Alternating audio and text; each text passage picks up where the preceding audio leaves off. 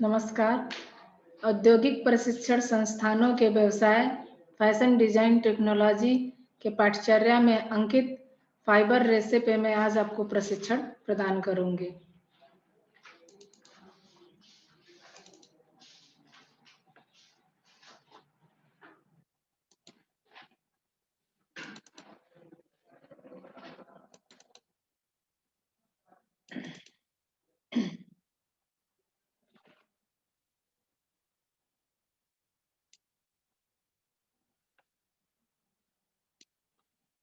आज का हमारा टॉपिक है फाइबर अर्थात रेसे।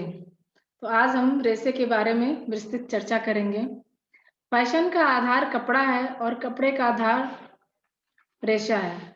अर्थात जो भी फैशन का आधार है वो कपड़ा है और कपड़े का मूलभूत आधार रेसे है। अर्थात रेसे से ही कपड़े का निर्माण होता है और कपड़े से हम अपने डिजाइनिंग को करते हैं।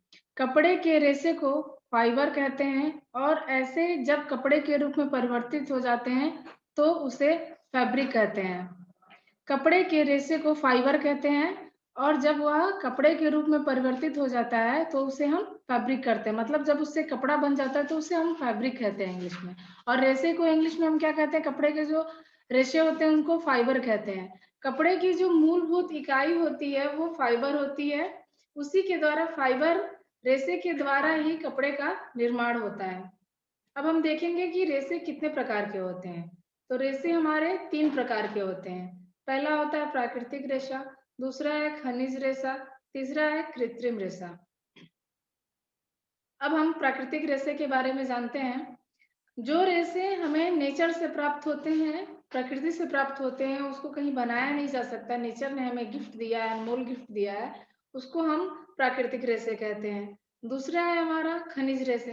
खनिज रेशे वो होते हैं जो पृथ्वी के भूगर्भ से जो रेशे हमें प्राप्त होते हैं उसे हम खनिज रेशे कहते हैं।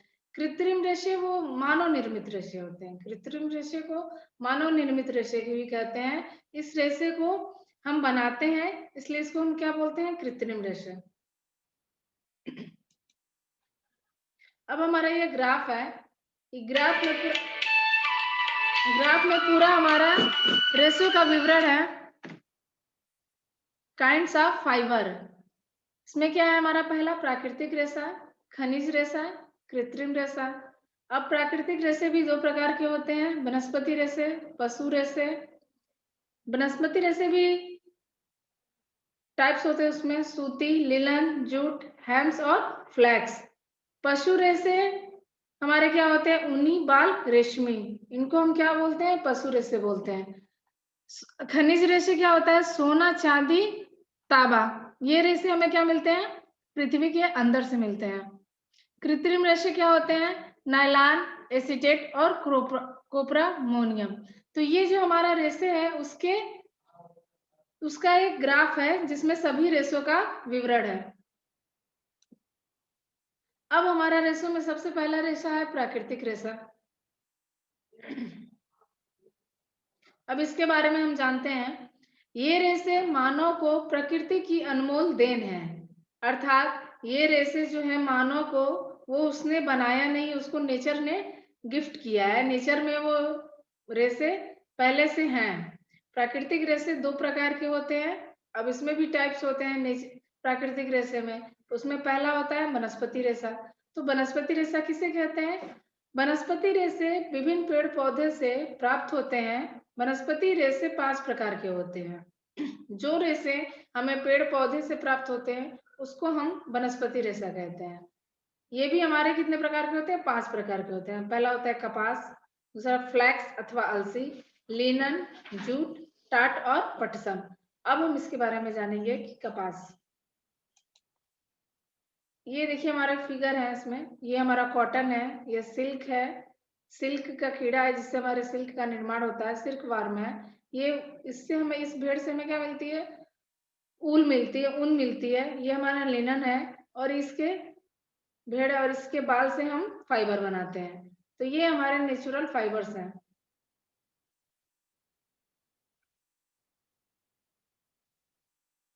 उसके बाद है हमारा क्या? पहला कपास। कपास से क्या होता है उसके बारे में हम थोड़ी जान लेते हैं। कपास के रेशे से सूती कपड़ा तैयार किया जाता है। कपास का पौधा 3 से 6 फुट तक लंबा होता है। कपास के पौधे से कुछ कपास स्वयं गिर जाती है और कुछ चुनी जाती है। तो चुने हुए कपास को उत्तम कपास मानी जाती है। इसे प्रथम श्रेणी का कपास कहते हैं।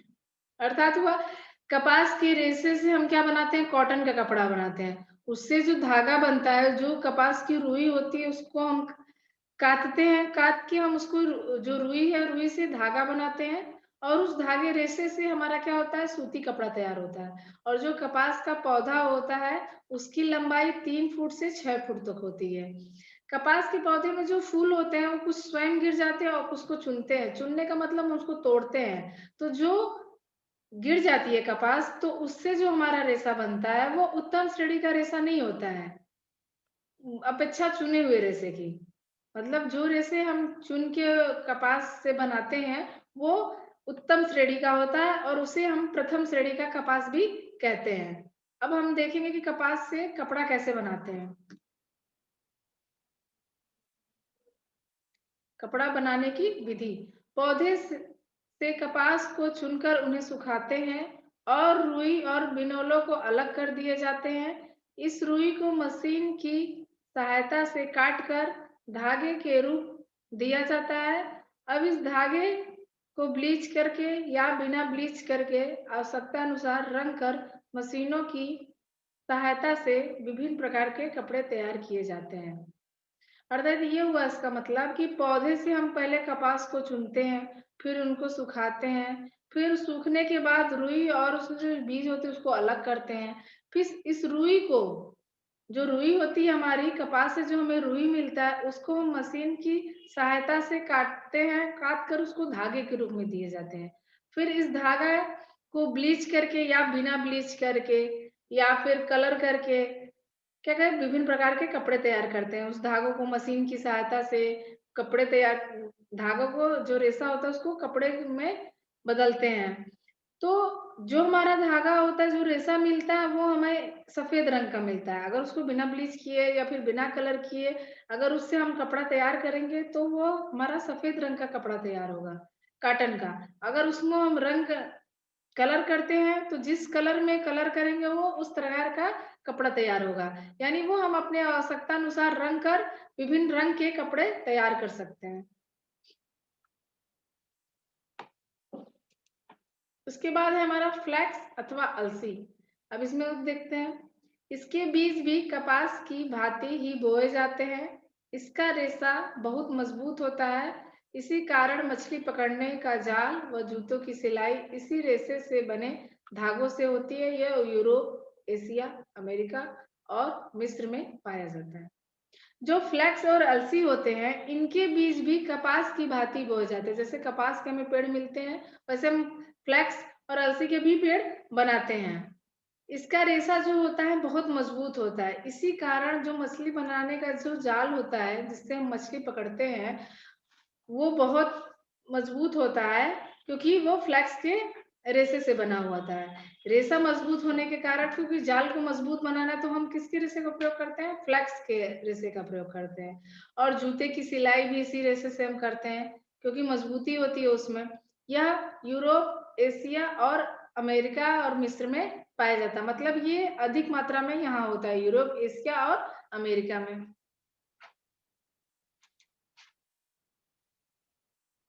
इसके बाद है हमारा लिनन। ये हमारे क्या प्राकृतिक रेशे हैं? कपास, फ्लैक्स और लिनन। अब लिनन से देखिए हमें कैसे रेशा प्राप्त होता है।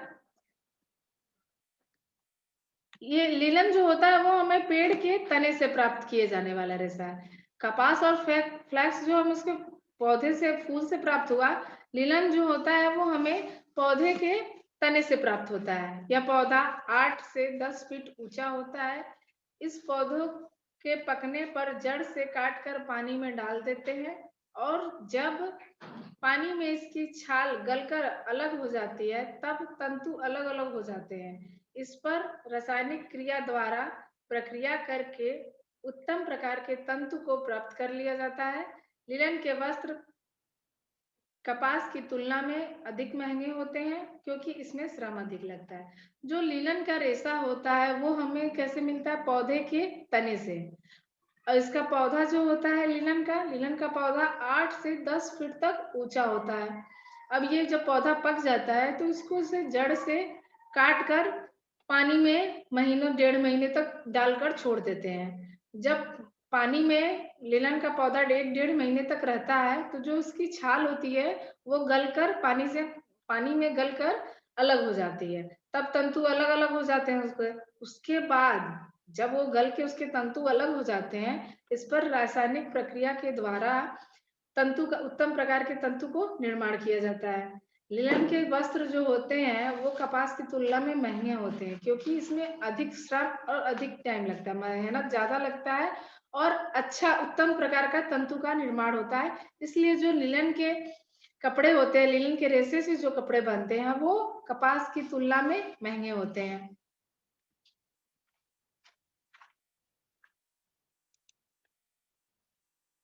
अगला है हमारा जूट। जूट भी हमारा प्राकृतिक रेशा है और यह पेड़ पौधे से हमें प्राप्त होता है। जूट का तंतु तने से प्राप्त होता है। यह पौधा 5 से 12 फुट तक लंबा होता है। गेहूं व मक्की की झाड़ी के रूप में अधिक प्रयुक्त होता है। इसे भी महीने तक भिगोकर छाल से अलग कर लेते हैं और इससे रेशा प्राप्त करते हैं। यह लंबा, चिकना, कोमल व हल्के पीले रंग के चमकदार होते हैं। जूट के तंतु से रस्सी, बोरे, टाट बनते हैं। इनको कैनवास व ऊनी कपड़ों में भी मिलाया जाता है, तब दरी व गलीचे बनाए जाते हैं। यह पंजाब, पश्चिम बंगाल, उत्तर प्रदेश में काफी मिलता है। जो जूट का हमारा पौधा होता है वो तने से प्राप्त होता है और इसकी पौधे की लंबाई कितनी होती है? 5 फुट से 12 फुट तक। ये हमारा जो जूट होता है, हम गेहूं और मक्का जब बोते हैं तो उसकी मेड़ पे एक झाड़ी के रूप में लगा देते हैं, जिससे हमारे क्या फसल की सुरक्षा भी होती है और जूट का पौधा भी मिल जाता है। तो जूट के पौधे को गेहूं और मक्के की जब खेती करते हैं तो उसकी मेड़ी के किनारे लगा देते हैं, बो देते हैं और इसके बाद इसको भी महीने तक इसके छाल को क्या करते हैं? पानी में भिगो देते हैं और जब ये पानी में भिगोते हैं महीने 1.5 महीने तक तो इसके छाल अलग हो जाते हैं। उसके बाद जूट से रेशा प्राप्त करते हैं। इसका रेशा लंबा होता है, चिकना, कोमल और हल्के पीले रंग का चमकदार रेशा होता है। जूट से हम क्या बनाते हैं? रस्सी, बोरे और टाट बनाते हैं। जब हम इसको कैनवास और ऊनी कपड़े में मिला देते हैं, ऊनी कपड़े में ऊनी रेशा और जूट का रेशा जब मिक्स कर देते हैं और कैनवास में मिक्स कर देते हैं, तब हम दरी, गलीचे का निर्माण करते हैं। ये कहाँ सबसे ज्यादा होता है? ये पंजाब, पश्चिम बंगाल और उत्तर प्रदेश में काफी मात्रा में होता है। ये हमारा देखिए जूट है। जूट का रेशा हल्का पीला चमकदार, जिसे हम टाट टाट का निर्माण किए हैं।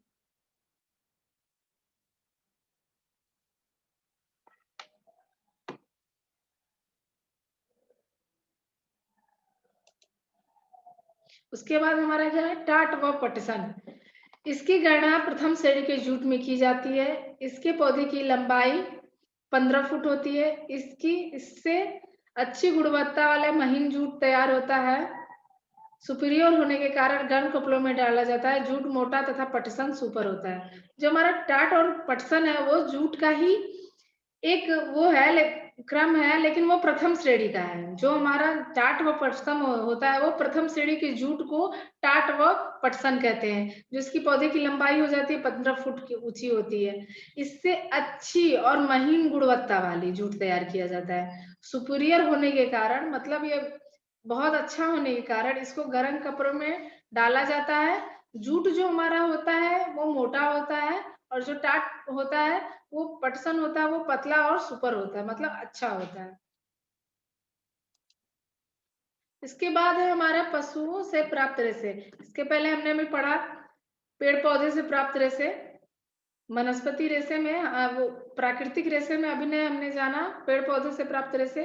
अब हमारा है पशुओं से प्राप्त रेशे। इसमें सबसे पहला हमारा है ऊन। सर्दी से बचने के लिए ऊनी कपड़ों की आवश्यकता होती है। यह हमें भेड़ बकरियों के बालों से प्राप्त होते हैं। भेड़ बकरियों को पालने वाले लोग इनके जो बाल होते हैं हर 6 माह बाद काटकर इकट्ठा कर बड़ी-बड़ी कंपनियों को बेच देते हैं, जहां यह रासायनिक प्रक्रियाओं से गुजरकर ऊनी रेशों के शक्ल में आते हैं। रेशों की गुणवत्ता के आधार पर इसे विभिन्न वर्गों में विभक्त किया जाता है। यही कारण है कि ऊनी रेशे से बने वस्त्र उन विभिन्न मूल्यों पर बाजार में उपलब्ध हैं। खुरदरी ऊन असली ऊन होती है और जो सॉफ्ट ऊन होता है, मुलायम ऊन होता है, उसमें मिलावट होती है। मिलावटी ऊन में विभिन्न प्रकार के रंग और डिजाइन मिलते हैं, जबकि शुद्ध व अधिकतर शुद्ध जो ऊन होता है वो अधिकतर क्रीम रंग में होती है। ऊन ऊन से हमें क्या मिलता है? ऊनी कपड़ा। और ऊनी कपड़ा हमें क्या करता है? सर्दियों से बचाता है।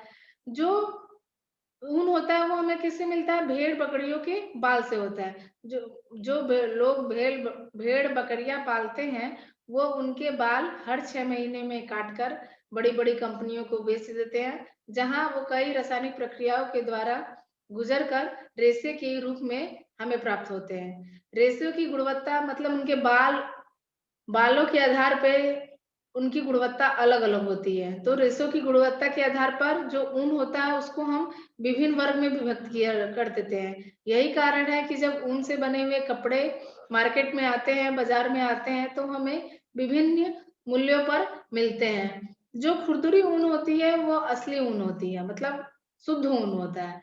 लेकिन जो ऊन सॉफ्ट होती है उसमें कुछ न कुछ मिलावट होती है। मिलावटी ऊन जो हमारी होती है उसमें हम रंग और डिजाइन भी मिक्स कर देते हैं। तो जो हमारी मिलावटी ऊन होती है उसमें विभिन्न प्रकार के रंग मतलब कई तरह के रंग मिलते हैं और डिजाइन मिलते हैं। लेकिन जो शुद्ध ऊन होती है वो अधिकतर किस रंग की होती है? क्रीम कलर की होती है।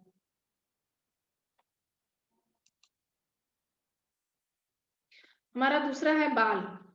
बालों को कपड़ों के रेशों के साथ प्रयोग करते हैं। अंगोरा बकरों, साधारण बकरों तथा घोड़े की पूंछ के बाल काटकर रेशों के साथ मिलाकर बुकरम बनाई जाती है।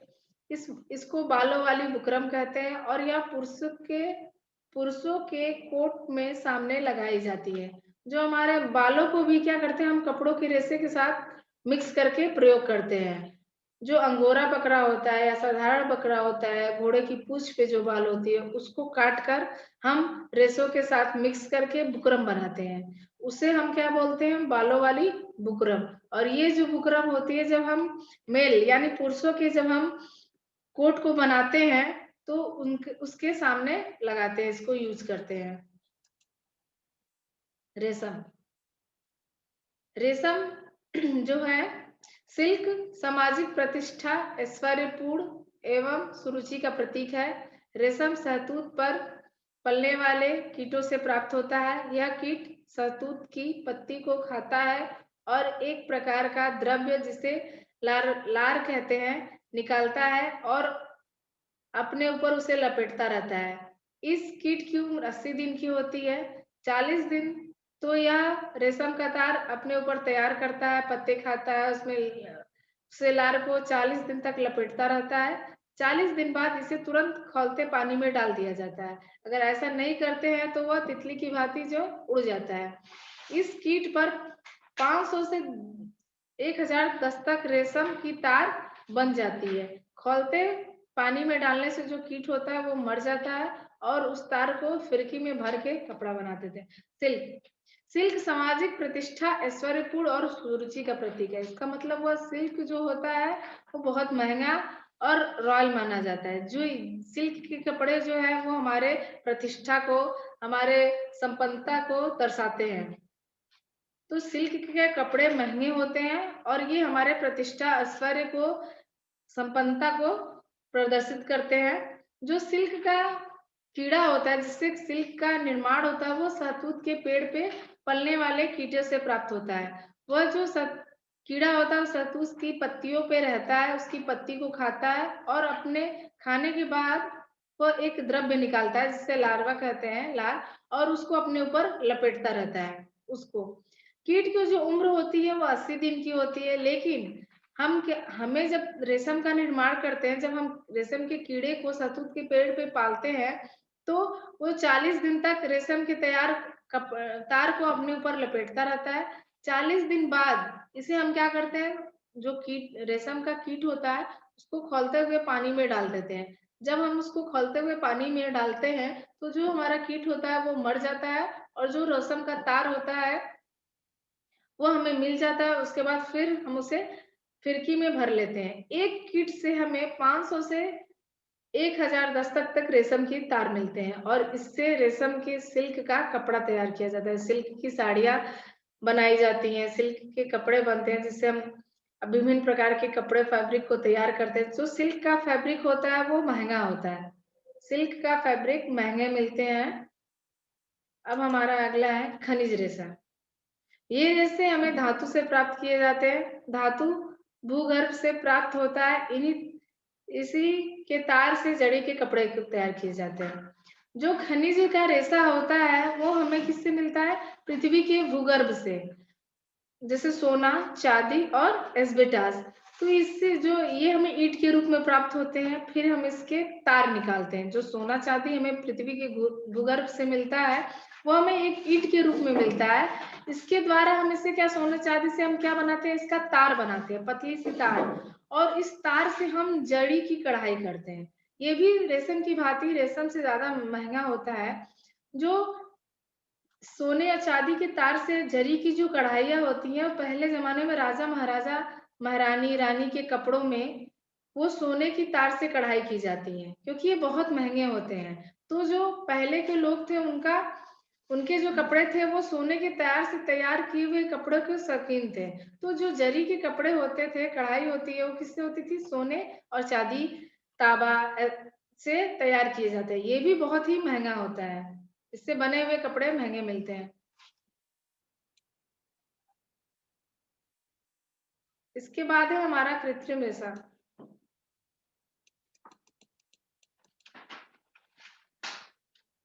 कृत्रिम रेशा कृत्रिम रेशे को कई वस्तुओं के मिश्रण में रासायनिक पदार्थों के साथ मिलाकर बनाए जाते हैं। इसमें विस्कास, एसीटेट और कोपरामोनियम व नायलॉन को मिलाकर बनाए जाते हैं। कृत्रिम रेशे जो होते हैं, कई रेशे को मिलाकर रासायनिक पदार्थों के मिश्रण में मिलाकर बनाए जाते हैं। इसमें क्या होता है? एसीटेट, विस्कास, कोपरामोनियम और नायलॉन को मिलाकर बनाए जाते हैं। ये मानव निर्मित रेशे हैं। इसको कृत्रिम रेशे क्यों कहते हैं? क्योंकि इसको मानव क्या है, स्वयं बनाता है। कई मिश्रण को मिला के मानव इसे बनाता है, इसलिए इसको हम क्या बोलते हैं? कृत्रिम रेशे बोलते हैं। इसमें है हमारा पहला विस्कास। यह शुद्ध रेशम की भांति होता है। जो रेशम के रेशे होते हैं, कपड़े होते हैं, उसमें शाइनिंग होती है। तो जो हमारा विस्कास का रेशा है, ये भी शुद्ध रेशम की भांति होता है। यह कपड़ा बहुत ही चमकदार बनता है, चमकदार चमकदार होता है। इसके अंदर रेयान मिलाया जाता है, जिससे कपड़े में चमक लानी होती है, उसमें रेयान मिलाया जाता है। जो हमारा विस्कास होता है उसके अंदर हम क्या करते हैं, हम रेयान को मिक्स करते हैं, जिससे क्या होती है, हमारी शाइनिंग आ जाती है। अगर हमें कोई ऐसा फैब्रिक तैयार करना है जिसमें शाइन चाहिए, जिसमें चमक चाहिए, तो उसमें क्या करते हैं, हम रेयान को मिला देते हैं, तो हमारा क्या मिलता है? विस्कास। उसके बाद है एसीटेट। एसीटेट को कई रेशों से मिलाकर इसे तैयार करते हैं। इसे बम्बर जॉर्जेट बनाई जाती है और यह बहुत नाजुक होता है। एसीटेट के रेशे जो होते हैं, इसको हम कई रेशे को मिला के बनाते हैं, और जब एसीटेट बन जाता है तो जिससे हमारा बम्बर जॉर्जेट का जो कपड़ा होता है वो बनता है, और यह बहुत ही नाजुक होता है, सॉफ्ट होता है। उसके बाद हमारा थर्ड है कोपरामोनियम। एसीटेट व विस्कास को बनाने के बाद धूल जैसी रुई उड़ती है, उसको इकट्ठा करके अन्य रेशों के साथ मिलाकर कोपरामोनियम का निर्माण किया जाता है। जो हमारा कोपरामोनियम के रेशे होते हैं, जब हम एसीटेट और विस्कास के रेशे बनाते हैं तो उनको बनने के बाद धूल जैसी एक रुई उड़ती है, उसको इकट्ठा करके हम जब अन्य रेशों के साथ मिला देते हैं तो हमारा कोपरामोनियम का निर्माण किया जाता है। अब हमारा लास्ट है कृत्रिम रेशे में, हमारा चौथा है रेयान। ये बहुत ही महीन रेशा होता है। इसको रासायनिक विधि से तैयार किए जाने के कारण अग्नि में जल जाता है और इस पर गर्मी और सर्दी का बहुत तुरंत प्रभाव पड़ता है। जो हमारा रेयान का रेशा होता है वो हमारा बहुत ही महीन रेशा होता है। इसको हम रासायनिक विधि से तैयार करते हैं। रासायनिक विधि से तैयार करने के कारण जब हम रेयान रेशे से कपड़े को बनाते हैं तो उस पे अग्नि में जलने की संभावना अधिक होती है, उस पे हमारा गर्मी और सर्दी का प्रभाव अधिक पड़ता है। तो ये हमारा हो गया कृत्रिम रेशा। तो आज हमारा टॉपिक था रेशे, जिसमें हमने रेशे के बारे में जाना, रेशे के टाइप के बारे में जाना।